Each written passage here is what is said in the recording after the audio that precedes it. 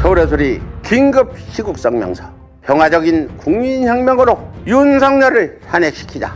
무도한 윤석열 검찰 독재 정권에 분노한 대한민국 대다수의 국민들이 이구동성으로 한 목소리를 내고 있습니다. 나라가 망했다. 이대로는 못 살겠다.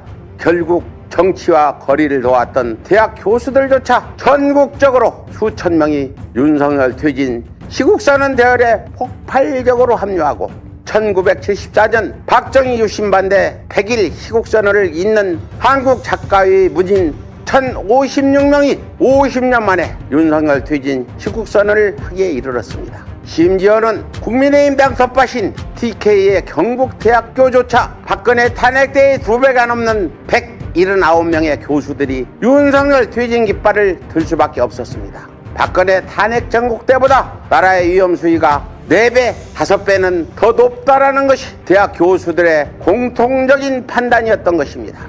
무려 20여 년 전부터 양재택과 윤석열 등 검찰 권력을 자유화해 자신의 범죄를 은닉하며 사익을 챙겨왔던 김건희는 2022년 대선 전부터는 정치 권력까지 자유화해 국회, 경찰청, 국정감사까지 개입해 자신의 범죄를 은닉하더니 윤석열의 대통령 당선 직후부터는 국민의힘 당의 공천 개입은 물론 고위 관료 인선까지 마술을 뻗치는 등 서슴없이 국정농단을 자행하고 있는 실정입니다. 이렇듯 숱한 범죄 의혹은 물론 대학원 졸업 논문조차 표절에 대필로까지 받고 있는 부도덕하고 무능한 김건희가 검찰 권력도 모자라 정치 권력까지 쥐락펴락하며 대통령 행세까지 하다 보니 수많은 교수들의 시국 선언문마다 공통으로 가장 많이 등장하는 단어가 바로 김건희와 정치 검찰이었습니다. 그 위에 시국선언문에 공통으로 등장하는 외교 참사, 부자 감세, 민생 파탄, 이태원 참사, 고전적인 대북 정책, 역사 왜곡, 굴종 유교, 의료 대란 등입니다.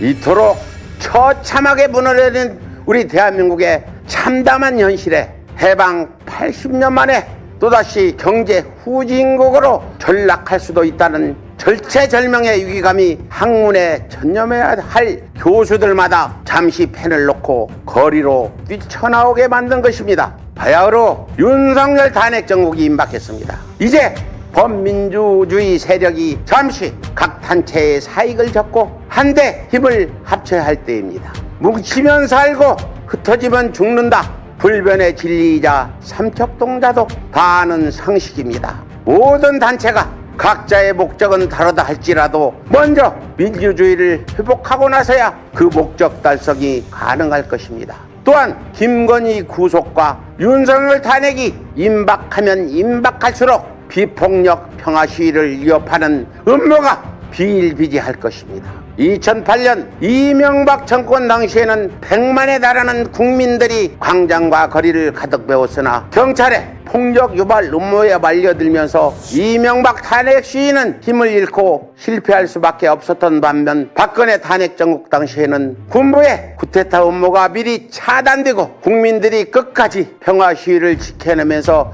마침내 국민혁명을 완수할 수 있었다는 역사적 교훈을 결코 잊지 말아야 할 것입니다. 더욱이 윤석열 검찰 독재 정권은 계엄령 선포를 의심할 수밖에 없는 군부 인사와 한반도 전쟁 위협으로 국민을 협박까지 하고 있는 실정이어서 그 어느 때보다 국민들의 단결된 대우와 평화적인 시위만이 윤석열 무리의 모든 음모를 극복하고 윤석열 탄핵 국민혁명을 완수할 수 있을 것입니다. 우리 모두 힘을 모아 윤석열을 몰아냅시다. 2024년 11월 27일 서울의 소리 감사합니다.